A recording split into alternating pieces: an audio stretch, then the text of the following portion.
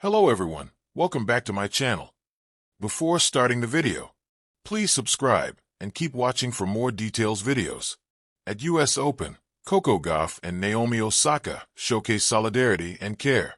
In 2019, 15 and a wild-card entrant to the US Open, Coco Gauff had been steamrolling her way through the championship till she ran into Naomi Osaka, world number 1 and defending champion.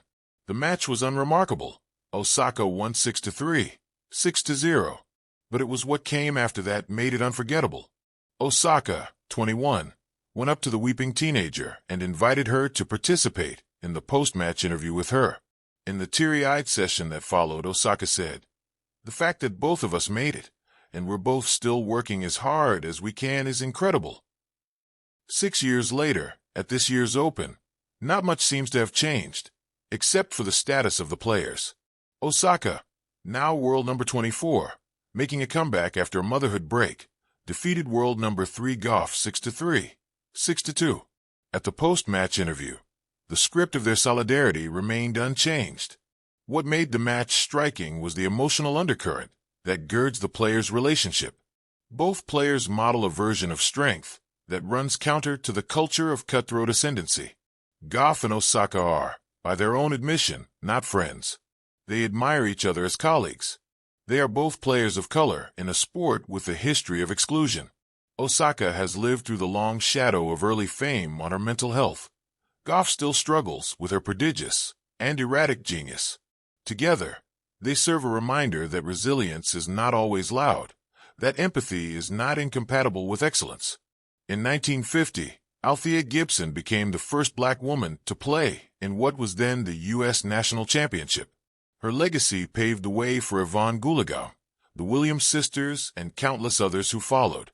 By holding each other up, Osaka and Gauff honor Gibson's struggle and offer a narrative of stewardship in which an ethic of care illuminates the path forward, and along which they become visible, often vulnerable, examples of change. Beyond the baseline, a story of solidarity at the U.S. Open. The lights of Arthur Ashe Stadium burned bright, as if the stars themselves had descended to bear witness. It was the second week of the U.S. Open, and the crowd buzzed with the electric anticipation that only New York in late summer could provide. This wasn't just tennis, it was theater. It was war and poetry. It was history in motion. Coco Gauff stood at the baseline, bouncing the ball with nervous energy. At 21, she was no longer the prodigy the world first met at Wimbledon. She was now a contender, a young woman growing into her power, her voice, and her identity. Her opponent today wasn't just a former world number 1.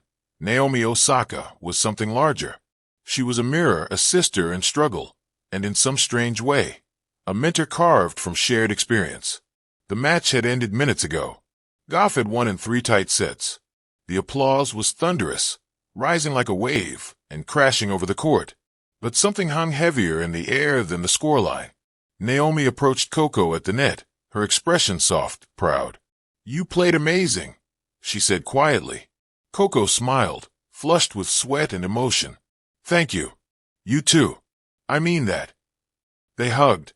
Not the perfunctory tap-and-turn most players shared after battle, but something more, a lingering embrace, like the world could pause here, just for a second, to honor something deeper than rivalry. The cameras zoomed in. The broadcasters hushed.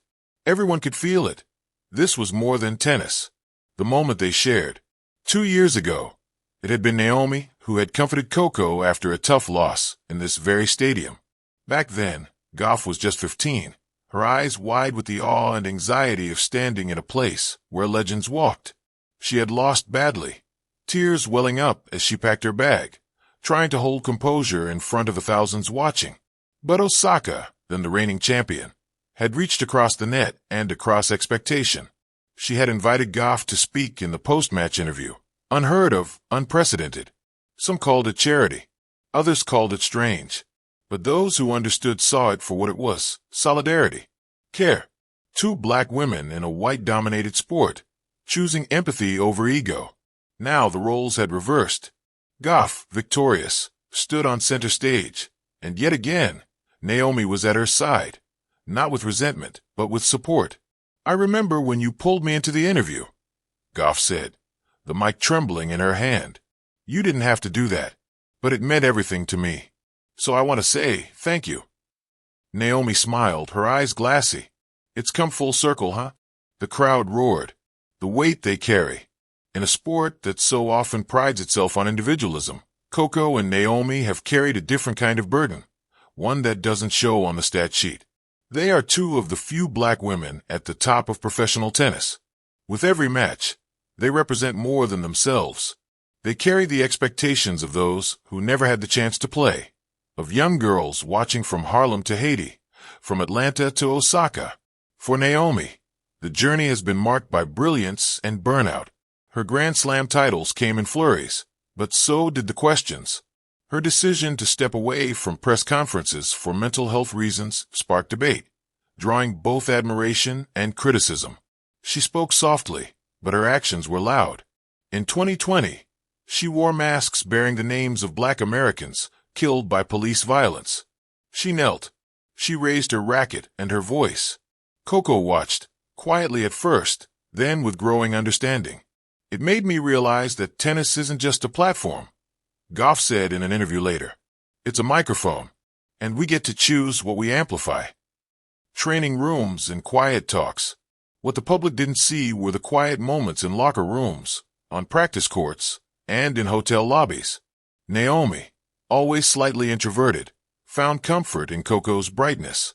Coco, still learning how to balance fame and freedom, often leaned into Naomi's calm. They talk about everything: endorsement pressure, body image, racism in the media. They'd share tips on recovery routines and book recommendations. Coco once gave Naomi a journal, embossed with the words, "You're allowed to feel it all." "Writing helps," Coco had said, "even when it doesn't make sense." Naomi had smiled, hugging the gift to her chest. "I think I needed this." These weren't just tennis players. They were young women navigating the impossible: global fame, generational trauma, and the crushing pressure to be perfect. And through it all, they found in each other a rare gift: someone who understood without explanation. The press room reimagined.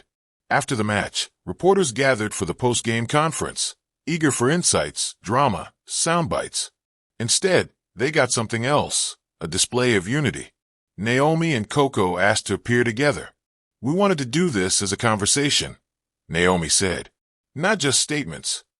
The questions came, one by one, about the match, their friendship, their mental health journeys. "Do you ever feel like the world asks too much of you?" one journalist asked. Naomi and Coco exchanged a look. "Yes," Coco said simply. "But that's why we show up for each other." Naomi nodded. "There's strength in knowing you're not alone." Legacy in the making. Years from now, people will talk about the titles, the serves, the statistics, but perhaps more importantly, they'll talk about this: two young women, standing side by side, rewriting the culture of a sport that had too often demanded silence and stoicism.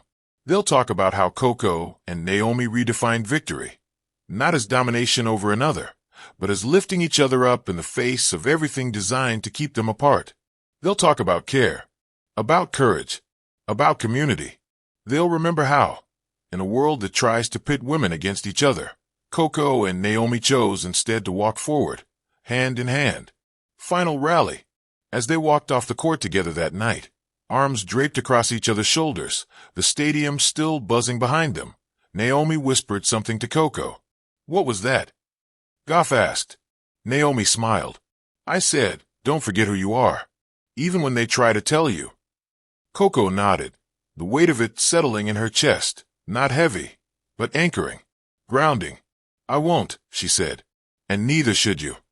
In a sport where it's easy to get lost in the noise, Coco Gauff and Naomi Osaka had found something far more enduring: each other. And maybe, just maybe, that was the most powerful win of all. Thank you for watching. Please don't forget to hit the subscribe button, like, and share.